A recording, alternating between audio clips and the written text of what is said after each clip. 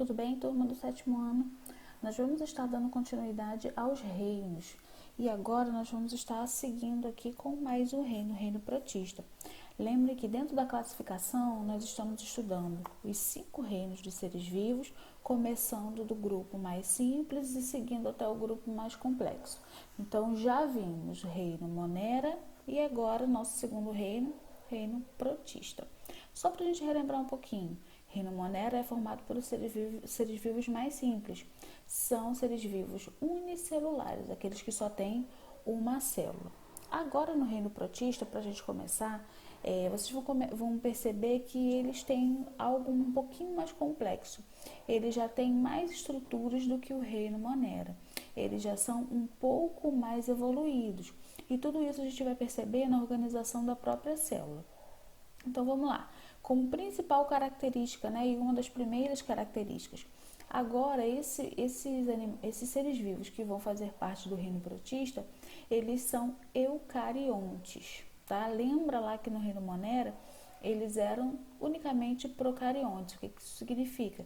Que todo o núcleo é misturado no citoplasma. Agora, no reino protista, não.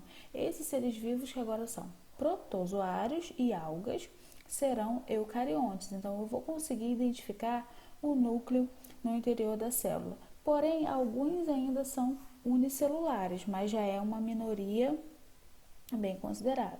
Então, vamos lá. Reino protista. Quem faz parte desse reino? Protozoários e algas. Quem eles são? Primeira característica, são eucariontes, ou seja, o núcleo está bem definido no centro da célula ou no interior da célula. E aqui em volta do slide eu coloquei alguns exemplos desses procariontes para vocês verem e terem uma ideia, certo? Então, na primeira figura aqui, deixa eu passar o mouse. A primeira figura aqui eu tenho a ameba. Na segunda figura, que é essa que está colorida em verde, eu tenho o paramécio. E aqui na terceira figura eu tenho outro tipo de procarionte já em colônia, e é um tipo de alga, tá bom? Uma alga microscópica unicelular. Então, 3 exemplares aí do reino protista. Vamos continuar? Sabemos algumas características deles? Vamos lá, na sequência. Então, esse organograma aí vai ajudar vocês a entenderem. Seguindo, então, reino protista, quem faz parte? Algas e protozoários. Quanto à alimentação, como eles vão se comportar? As algas, elas sempre são autótrofas. O que isso significa, gente? Que elas realizam a fotossíntese e produzem o próprio alimento através da própria fotossíntese. Lembra também que a fotossíntese é importante para a produção de oxigênio e serão as algas as maiores produtoras de oxigênio do planeta, as mais importantes. Então, esquece aquela ideia de que a Amazônia, a floresta da Amazônia é o pulmão do mundo. Nós já descobrimos que grande parte da produção de oxigênio vem das algas. E os protozoários, eles vão ser heterótrofos, eles não têm essa capacidade de produzir o próprio alimento, não fazem a fotossíntese, eles vão buscar o alimento de outra forma. Nesse caso aí, os protozoários, eles vão parasitar uma célula que contém grande quantidade de energia, então eles vão ser parasitas de outros animais, causando doenças. Tá? Eles são heterótrofos. Quanto à reprodução, essa reprodução pode ser das duas formas, sexuada ou assexuada. Lembrem que na reprodução sexuada é necessário gameta feminino e o gameta masculino para poder dar origem a um novo ser vivo. Na reprodução assexuada, isso não é necessário.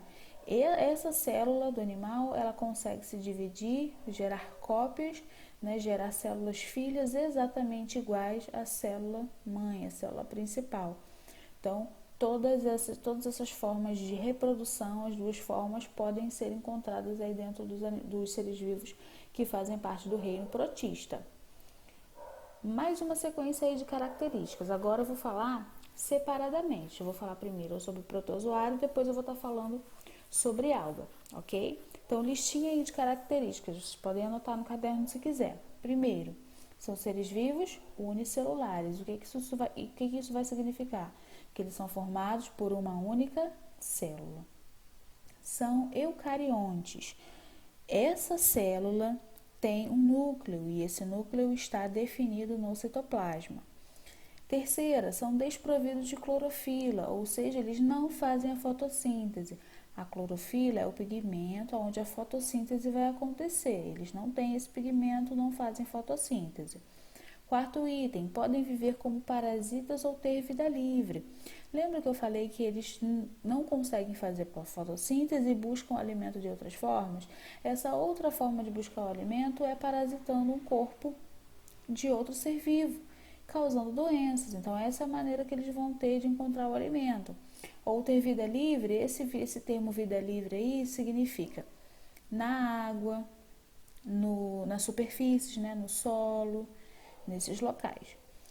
Último item, os parasitas podem causar muitas doenças nos seres humanos. Então, a gente lá no finalzinho vai ter um slide falando sobre doenças e vocês vão entender aí muitos perigos dos protozoários e até reforçar a questão de higiene, né? Higiene, cuidados com insetos, essas coisas. Vamos seguir? Aqui, formas dos protozoários. Então, apresento a vocês aí alguns grupos de protozoários. Nós conseguimos diferenciar cada um deles, gente, a partir da maneira como eles se locomovem. Então, aqui, ó, esse primeiro, o paramécio, ele não é um protozoário causador de doença, ele é de vida livre, né? Vai ser encontrado no solo, na água, nas superfícies, né? Por exemplo, em cima de uma mesa, no chão, enfim. Ele está sempre próximo a um local úmido. O paramécio, ele tem vários cílios aqui, ó, em volta da sua membrana plasmática. E isso faz com que a classificação dele seja um ciliado, assim como o do balantídeo. Aqui, ó, vários pelinhos em volta da membrana plasmática. Ele também é um ciliado. Então, a forma de locomoção é como a gente classifica o protozoário. Esse aqui do meio, tripanossoma, vocês já devem ter ouvido falar em doença de Chagas, né? Então, causada pelo Trypanosoma cruzi. Ele tem, ó, uma cauda que parece um fiozinho de cabelo. O nome dessa cauda é flagelo. Então, ele é um tipo de protozoário flagelado. Assim como a giardia. A giardia também tem vários pezinhos, ó, que parecem fios de cabelo. Ela também vai ser uma flagelada. O nome desses fiozinhos de cabelo é flagelo. Ok? A moeba. A moeba tem várias deformações no citoplasma, vocês estão percebendo? Ó? Várias voltas, é como se essa célula fosse irregular. Porém, isso não é coincidência, é proposital. Essas várias deformações no citoplasma delas são os pés. Nós chamamos de pseudópodes, ou seja, falsos pés. Esse termo aí vem do grego, né? Então, ela tem falsos pés que vão auxiliar na captura do alimento que vai estar aí dentro do nosso corpo para a célula dela, tá bom? Então, o nome desse protozoário aí, a amoeba, causa uma doença chamada amebíase. Então, conhecemos aqui alguns tipos de protozoários. Tipo de reprodução, agora no slide para a gente entender como é que funciona, né? Lembra que os dois tipos vão poder acontecer, porém aqui eu destaco a reprodução assexuada para vocês. Então, eu tenho o núcleo, aqui como ela é uma célula eucarionte, ó, o núcleo está definido aqui no citoplasma. Esse núcleo tem a capacidade de se duplicar, olha aqui, ó. Duplicando, ele consegue gerar duas novas células e finaliza aqui a sua duplicação. Ao final dessa duplicação, as células são separadas e dois novos seres vivos são gerados a partir dali. Então, essa aqui formou duas células, essas duas aqui vão formar mais quatro, né? Duas dessa daqui e duas dessa outra, e assim exponencialmente as células vão se formando até estarem em grande número. Aqui, agora na reprodução sexuada. Reprodução sexuada, para a gente diferenciar, lembre que eu tenho gameta. Preciso de gameta masculina e gameta feminina. Então, um grupo de protozoário vai ter a célula masculina e o outro grupo a célula feminina. E essa junção das células que a gente dá o nome de fecundação, vai gerar novos protozoários. Aqui. Então, através da junção do DNA dos dois núcleos. tá? Isso é possível também. Os diferentes tipos de protozoário. Como eu falei anteriormente, nós classificamos os protozoários de acordo com a forma de locomoção. E de acordo com essa forma de locomoção, terei então 4 tipos. Vou começar aí pelo primeiro tipo com vocês, flagelados. O flagelado, ele tem uma cauda, né? O protozoário parece que tem um rabinho. Aqui, ó, vou mostrar aqui para vocês. Parece que ele tem um rabinho que fica vibrando, né, para poder se locomover dentro do corpo humano, principalmente na nossa corrente sanguínea. Então, destacando aí para vocês, se quiserem podem anotar no caderno, flagelados, quais são as características? Apresentam um ou mais flagelos. Locomovem-se vibrando esses flagelos no meio líquido. Então, eles balançam aí essa caudinha, vibram e conseguem, como se fosse nadar, né, na corrente sanguínea. Muitos apresentam vida livre. E o último item, outros são parasitas ocasionando doenças. Então, esse aí é o nosso primeiro tipo de protozoário, os flagelados. Aqui é mais alguma foto para vocês. Lá em cima da giardia. Aqui, ó, triconomas, é o que causa triconomíase, é uma doença sexualmente transmissível. E aqui o leishmania, que causa leishmaniose, é uma doença transmitida aí por um tipo de mosquito, mais um, né, tipo de mosquito. Ciliado.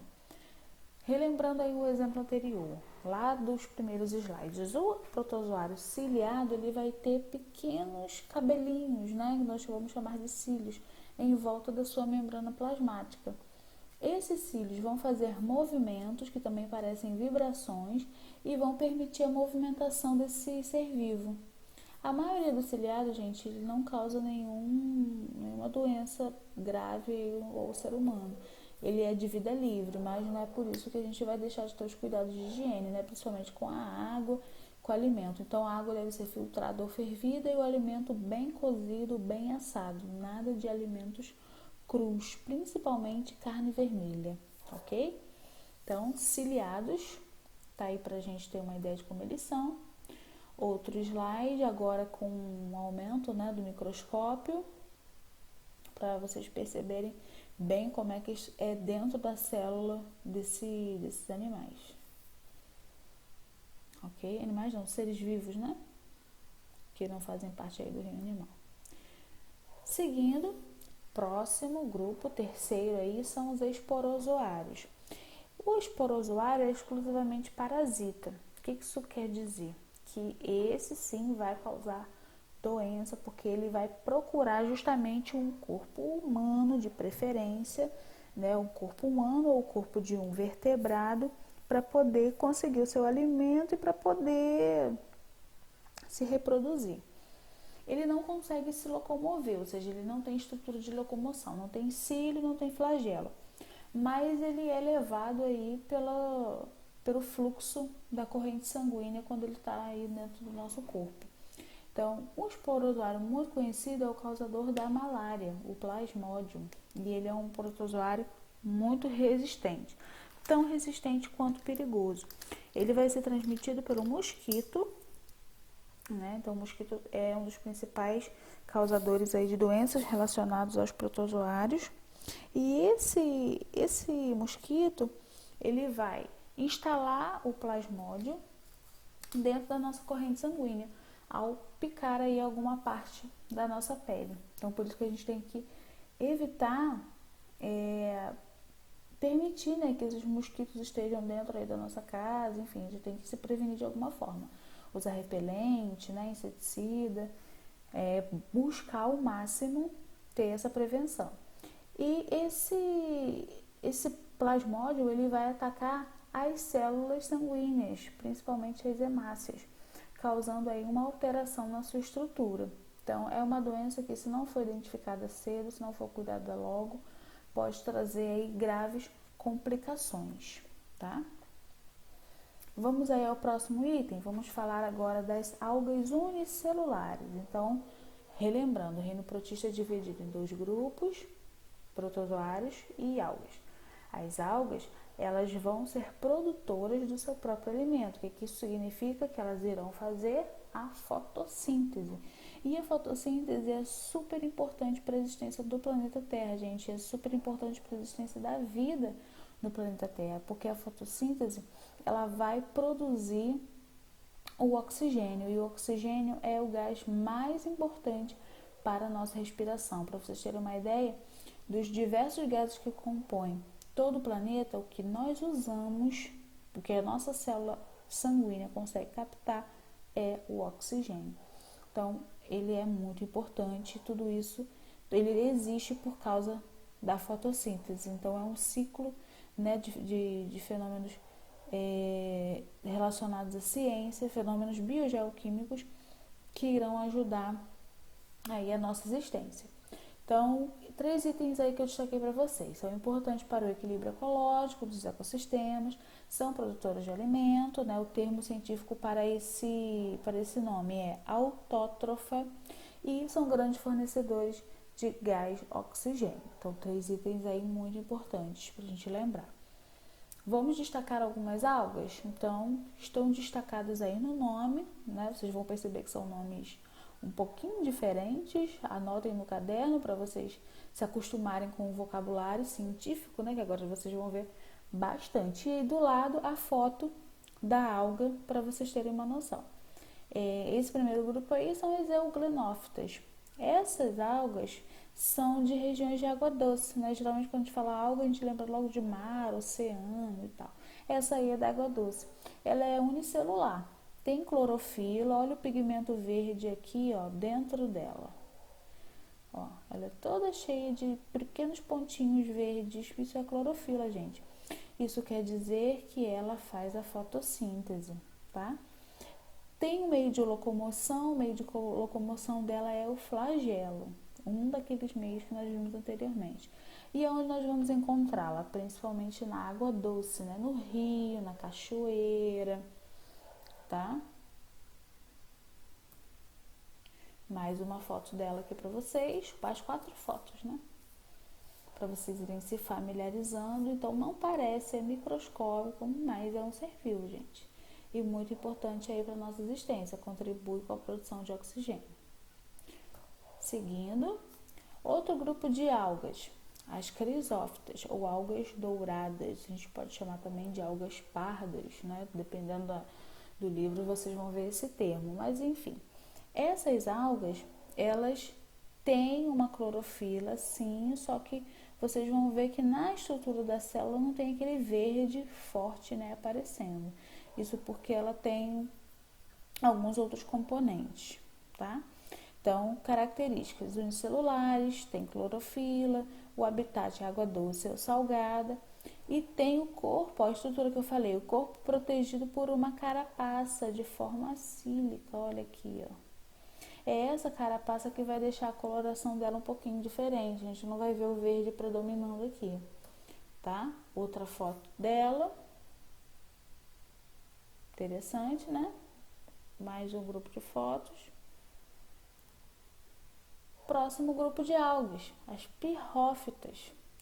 Essas algas já têm uma característica também que é diferente. Vamos ver lá. São unicelulares, tem clorofila, o habitat é marinho. Toda vez que eu falar que o habitat de algum ser vivo é exclusivamente marinho, quer dizer que eu só vou encontrar na água salgada, tá? Não existe registro desse ser vivo na água doce. Ela causa um fenômeno chamado de bioluminescência e também a maré vermelha. São fenômenos que vão aparentemente alterar a coloração da água. Fenômenos muito bonitos, tá, gente? Mas em alguns casos tóxicos. Tem aqui a foto para vocês, olha. Aqui a alga separadamente, né? Aqui ela em colônia com grupo. Aqui nessa foto de cima o fenômeno da bioluminescência, né? Porque elas têm partículas que refletem em determinados períodos do ano, refletem a luz da lua. Então olha só como é que fica bem bonito, né? Parece um efeito programado. E aqui embaixo ela causando a maré vermelha. A maré vermelha já é causada, gente, quando essas algas estão com uma reprodução muito acelerada. Elas são necessárias sim para o ecossistema aquático? São, mas elas também são tóxicas. Então, quando essa produção desse tipo de água está muito grande e ela jogando todas as suas toxinas no oceano, causa o fenômeno aqui do maré vermelha. Ele também é tóxico para os seres vivos, tá, gente? Então, dentro dessa maré vermelha, se alguns peixes entrarem em contato, crustáceos, outros tipos de algas vão morrer, certamente, porque a maré vermelha é muito tóxica. Ok? Aqui, ó, falando um pouquinho dela, fenômeno da maré vermelha, aqui em 2 fotos, tá? Então, como é que altera a coloração da água? Aqui, outro grupo também que causa maré vermelha é o grupo da pirrófita. Tá? Ó, altera muito. Então, esses animais que entraram em contato com essa água estão intoxicados. Agora, vamos falar de doenças causadas pelos protozoários aos seres humanos. Então, tem algumas imagens fortes aqui, tá, gente? Mas vai passar rapidinho, não é nada que vai deixar muito assustado, não. Mas é pra gente ter uma noção de que o protozoário é perigoso, sim, para a nossa saúde. Então, vamos reforçar hábitos de higiene com o nosso corpo, com os alimentos. Tudo isso é muito importante. Cuidado com os animais, né, que vão ser vetores de doenças, os insetos. Não é legal a gente dentro da nossa casa, né, nosso quarto, no ambiente que a gente mais fica, nosso quarto, sala, enfim, nossos cômodos, terem contato com insetos. Então, vocês estão percebendo que dentro de casa está entrando muito mosquito, fecha a janela, tenha cuidado, coloca uma tela na janela, usa inseticida, entrando besouro, aranha. Então, assim, não é legal, porque esses animais são vetores de doenças. O que significa isso, professora? Eles vão causar doença. Dentro do corpinho deles pode ter alguma bactéria, algum protozoário, e quando eles picam a gente, né, passam essa bactéria para o nosso corpo, a gente acaba ficando doente. Então, esses cuidados têm que ser reforçados. Então, aqui, ó, na amebíase, doença causada pela ameba, como a gente vai adquirir a doença? Ó? Ingestão de água ou alimentos contaminados. Então, a água tem que estar filtrada ou fervida, os alimentos têm que estar bem limpos, né, lavados, as mãos sempre limpas, cuidados básicos aí de higiene, ok? Giardíase também se adquire através da ingestão de água e alimentos contaminados. Prevenção, aqui, ó, também a mesma lá da amebíase, cuidado com as frutas e verduras, água contaminada, então todos esses detalhes. Doença de Chagas. A doença de Chagas é causada pelo barbeiro. Ela foi identificada pelo médico sanitarista Carlos Chagas em uma série de pesquisas que ele estava fazendo na região do interior. Então, esse inseto, o barbeiro, ele tem na sua estrutura, né, no seu corpo, o protozoário Trypanosoma cruzi. E quem vai causar essa alteração é o Trypanosoma cruzi. Onde é que ele vive? Em moradias de barro, né, nessas brechinhas que tem na parede, quando não tem bolso, né? Então ele gosta de se esconder nessas brechinhas, buraquinhos, né, de tijolo. Ele se esconde ali. E é uma doença muito séria, gente, porque ela vai atacar o coração. Então, esse Trypanosoma cruzi, ele vai entrar na nossa corrente sanguínea, ele vai percorrer o sangue e vai se instalar no coração, causando insuficiência cardíaca. Essa insuficiência cardíaca pode ser problemas relacionados à pressão alta, pressão baixa, excesso do esforço, né, do músculo cardíaco, causando cardiomegalia, que é a doença chamada de coração grande. Então, é bem grave. Então, esse cuidado aí cuidado e atenção, né, com esses tipos de insetos. E a leishmaniose. Na leishmaniose, a gente tem uma ferida na pele causada por um mosquito. Então, esses mosquitinhos são terríveis, muito cuidado aí. Então, onde esse mosquitinho pica, causa uma ferida. A antepenúltima, né, a malária. A malária, ela vai causar ela vai ser causada pelo mosquito, outro mosquito aí também, o mosquito Anopheles, que vai inserir, né, o protozoário na nossa corrente sanguínea também. Esse protozoário ele vai atacar justamente as células relacionadas à nossa prevenção, à nossa proteção, né? Os anticorpos, alguns órgãos vitais também, as hemácias. Então, ela é bem perigosa. E a última, a toxoplasmose. A toxoplasmose já tem uma relação com as fezes de animais domésticos. Então, para você que tem gato, cachorro em casa, muito cuidado na higiene deles e também cuidado com a sua higiene depois que fizer a higiene deles. Então, deu a comida ao cachorro, deu água, né? Limpou ali a casinha onde eles ficam, o canil, imediatamente tome um banho de preferência, né? Não é possível tomar um banho naquele momento, lave as mãos, troca a roupa, porque o contato com as fezes e a urina desse animal que vai estar o protozoário que causa toxoplasmose. E essa doença, ela causa, né, malformação no feto quando a mulher está grávida, e ela pode ser transmitida de uma pessoa para outra, tá bom, gente? Então, de todas essas doenças que eu falei, o que vale ficar na mente de vocês é o cuidado com a higiene.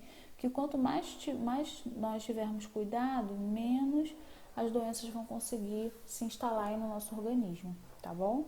Então, finalizamos aqui a parte de protozoários, continuamos estudando os reinos. Então, atenção aí aos próximos, tá? Lembrem que um é sequência do outro. Então, a gente está fazendo aí uma sequência de aulas só sobre os reinos relacionados aos seres vivos. Tá bom, gente? Então, até a nossa próxima aula. Forte abraço para vocês. Tchau, tchau.